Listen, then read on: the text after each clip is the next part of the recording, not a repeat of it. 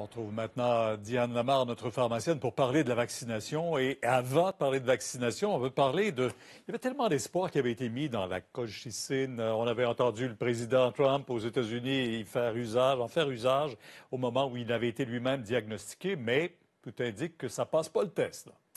Effectivement, on a eu quand même ce rapport préliminaire de l'INES aujourd'hui, l'Institut national d'excellence en santé et services sociaux du Québec, qui dit, attention, à ce moment-ci, on a le libellé exact au tableau, mais on dit, attention, pour l'instant, on considère qu'on ne peut pas appuyer de façon, ce serait prématuré d'appuyer l'usage de la colchicine chez les personnes qui sont non hospitalisées avec un diagnostic de COVID-19 confirmé ou non par un test PCR.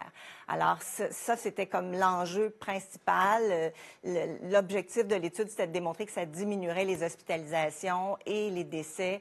Malheureusement, les résultats n'ont pas n'ont pas été confirmés, n'ont pas convaincu l'INES à ce moment-ci. On fait valoir quand même des qualités à l'étude. 4 500 personnes, c'est une grande cohorte, mais malheureusement, il y a des préoccupations au niveau, entre autres statistiques, au niveau des intervalles de confiance qui sont très larges, au niveau également, je vous dirais, des effets indésirables qui ont été rapportés.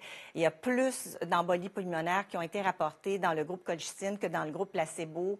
C'est un effet secondaire majeur, donc on est préoccupé. Il y a aussi des effets gastro-intestinaux, diarrhée. Ça, c'est connu de la colchicine. Je vous dirais que ça, on pourrait probablement les gérer et les prévoir, mais l'enjeu de l'embolie pulmonaire reste quand même préoccupant. Vous parlez quand même pour l'instant, donc c'est... Oui, parce qu'on attend la publication officielle. Vous savez, on a travaillé avec une pré-publication. Il est possible que dans la publication officielle, on ait plus de précision et qu'on puisse cibler peut-être certains sous-groupes pour lesquels ça pourrait s'appliquer.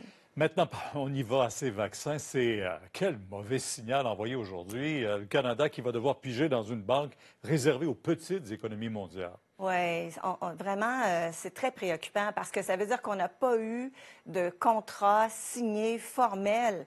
Et ça, c'est une grande responsabilité d'un gouvernement d'assurer dans un contexte où le produit sur lequel on signe cette entente est un produit qui détermine la vie ou la mort chez certaines personnes. Alors, actuellement, les gens des résidences privées pour aînés, leur âge moyen est de 85 ans, Pierre.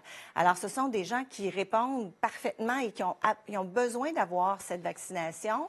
On le voit dans les CHSLD qui sont vaccinés, il y a déjà vraiment une amélioration marquée.